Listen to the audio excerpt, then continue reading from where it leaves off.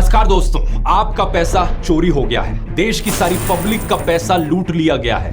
आजाद भारत के इतिहास का यह शायद से सबसे बड़ा स्कैम है। आपको मेरी बात सुनकर शायद लगे कि मैं चीजों को बढ़ा चढ़ाकर कह रहा हूं या एग्जैजरेट कर रहा हूं, लेकिन ऐसा बिल्कुल भी नहीं है। बात यह है कि ये इलेक्टोरल बॉन्ड स्कैम कोई एक घोटाला नहीं है, बल्कि एक घोटालों का भंडार है। स्कैमों की एक इतनी लंबी लिस्ट है कि आप गिनते गिनते थक जाएंगे। और इतना ही नहीं, इसके साथ साथ ये देश का सबसे बड़ा एक्सटॉर्शन रैकेट भी है इसमें।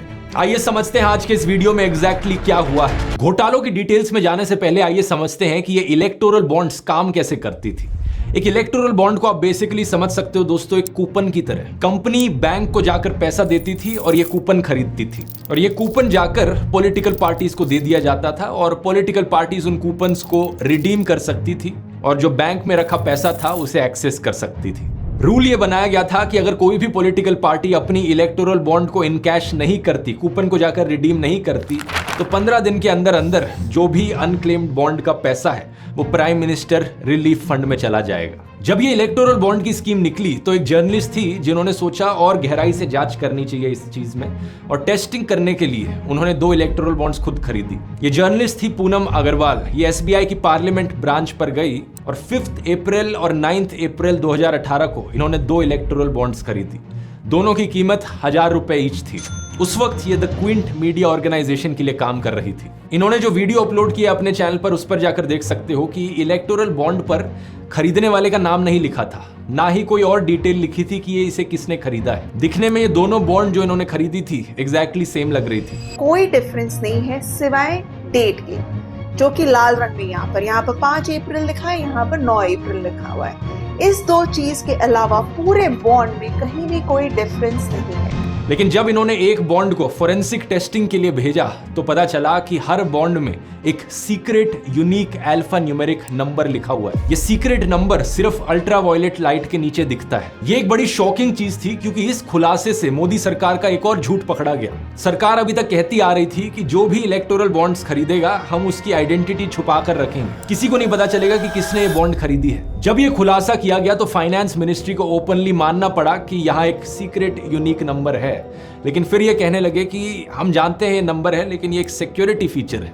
इस नंबर के जरिए किसी भी डोनेशन को ट्रैक नहीं किया जा सकता और पता नहीं लगाया जा सकता कि खरीदने वाला कौन है। उस वक्त के finance minister late Arun Jaitley ji ने तो पार्लियामेंट डिबेट में इस पॉइंट को बार बार उठाया। ऑपोजिशन पार्टीज को वो तसल्ली दिलाने लगे कि चिंता मत करो, किसी को नहीं पता लगेगा कि डोनर कौन है, कौन आपको पैसे डोनेट कर रहा है। उन्होंने कहा कि हमारी सरकार का इतना बड़ा दिल है कि हम ऑपोजिशन का भी ख्याल रखते हैं कानून बनाते हुए। लेकिन गेस व्हाट, ये बात भी झूठी थी मोदी सरकार की। झूठ बोलो, बार बार झूठ बोलो।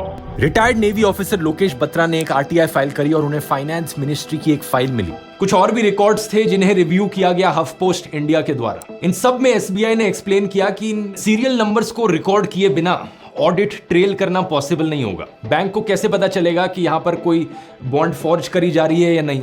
कोई झूठी बॉन्ड बनाकर भी तो बैंक के पास जा सकता है। फिर जनवरी 2018 को ये नोटिफिकेशन आती है जिसके सेक्शन 64 में लिखा होता है एसबीआई को इलेक्टोरल बॉन्ड की डिटेल्स लॉ एनफोर्समेंट एजेंसीज को देनी पड़ेगी अगर उन्होंने पूछा तो। अगर एसबीआई के पास कभी वो डिटेल्स थी ही नहीं, अगर एक्चुअली में डोनर डिटेल्स किसी को नहीं पता चलनी थी, तो ये रूल कैसे काम करता? इसका मतलब अगर ईडी सीबीआई चाहती तो उन्हें हमेशा पता लग सकता था कि कौन सी इलेक्टोरल बॉन्ड किस कंपनी ने डोनेट करी है। इसका मतलब समझ रहे हो दोस्तों, हम ऑलरेडी जानते हैं कि ईडी सीबीआई जैसी एजेंसीज बिल्कुल कठपुतली बन चुकी हैं सरकार के हाथों में। इसका मतलब 3 चीजें बड़ी साफ हो गई। पहला, पब्लिक को तो कभी पता ही नहीं चलना था कि कौन सी पॉलिटिकल पार्टी को कितना चंदा दिया जाता है, कौन सी कंपनी चंदा देती है, कितने अमाउंट का देती है।